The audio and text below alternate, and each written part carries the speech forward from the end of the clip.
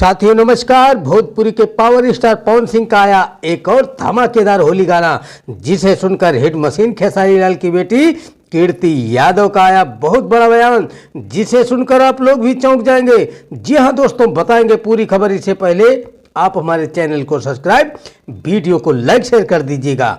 दोस्तों आप सबको बताते चले कि पावर स्टार पवन सिंह का बैक टू बैक नए नए गाने होली के रिलीज किए जा रहे हैं, जिसे देखकर ट्रेंडिंग स्टार खेसारी लाल की बेटी भी तारीफ के बिना नहीं रह सकी। जी हां दोस्तों, आज ही पवन सिंह का होली गाना रिलीज किया गया है। दोस्तों बताते चले कि इन दिनों पावर स्टार पवन सिंह काफी सुर्खियों में छाए हुए हैं, क्योंकि पावर स्टार पवन सिंह इस समय सुपर डुपर गानों को रिलीज कर रहे हैं। इसी बीच खेसारी लाल की बेटी पवन सिंह के गाने की तारीफ करती हुई नजर आ रही हैं। कीर्ति यादव ने कहा कि भले ही हमारे पिता से पवन सिंह की नहीं बनती है, लेकिन मैं पवन सिंह के गानों को बेहद पसंद करती हूँ।